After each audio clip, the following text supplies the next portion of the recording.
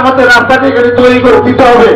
আমাদের দীর্ঘদিনের সমস্যা সমাধানের দাবি নিয়ে আজকে আমরা একত্রিত হয়েছি।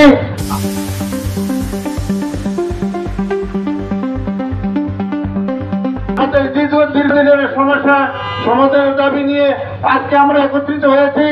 আমাদের বিদ্যুৎ থেকে শুরু করে মগুরবাড়ি পর্যন্ত এই রাস্তাটুকু আমাদের করে দেওয়া হোক এবং প্রশাসনের বিভিন্ন জায়গায় দৌড়াদৌড়ি করে আমরা কোনো সমাধান করতে পারি নাই। আজকে আমরা বিগত সরকারের সময় অনেক চেষ্টা করে তৈরি করে দিয়ে আমাদের চলাচলের ভালোভাবে আমাদের বসবাসের সুযোগ তৈরি করে দিবেন। আমরা এতই অবহেলিত এই সাদা আকাশের মধ্যে অনেক নিউজে করেন, আপনারা তদন্ত করে দেখেন আমাদের রাস্তাটা আমরা হাইডা পর্যন্ত যাইতে পারছি। তারা কিভাবে আসে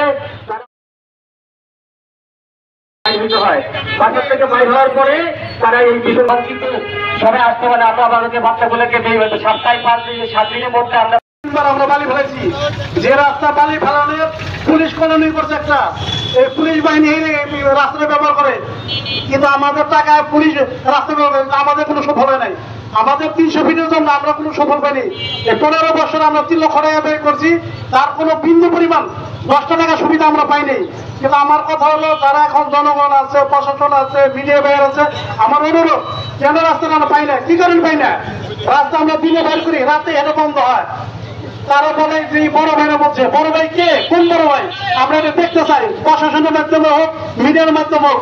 বড় ভাইগুলো কারা? কাদের কারণে রাস্তা হয় না? কি কারণ, কি স্বার্থ? রাস্তা হলে জনগণ আসবে, প্রশাসন আসবে, পুলিশ বাহিনী আসবে, মিডিয়া আসবে। আমরা জনগণ যারা আছি, আমাদের বাচ্চা লেখাপড়া করে, আমাদের বাচ্চা আসতে পারে স্কুলে। স্কুলে যেতে গেলে ব্যাগ কাদার করে দেয়। আপনি দেখেন ব্লু ডাইংয়ের পানি, সেভাবে ময়লা পানি সারা বলেন। অত্র এলাকাটা আমাদের সাভার পুরা এলাকার ভিতরে, শুধু এই আমাদের মহল্লাটা, আমাদের এই এলাকাটাই অবহেলিত, জরাকীর্ণ অবস্থা। যে অবস্থায় সামান্যতম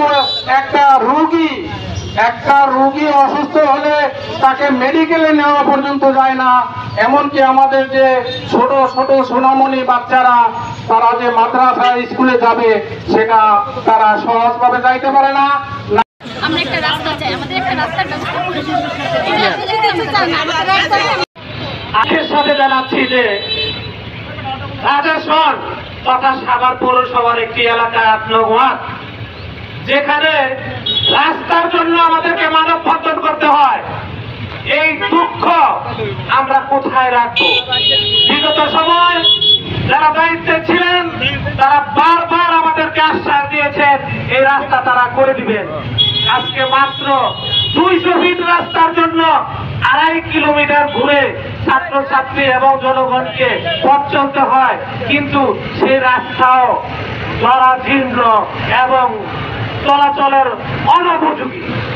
আমি আজকে এখান থেকে আমাদের ইউনো মহোদয়ের দৃষ্টি আকর্ষণ করে বলছি, আপনি এই সাভারে অত্যন্ত তীক্ষ্ণ এবং সুদৃঢ়ভাবে পরিচালনা করছেন।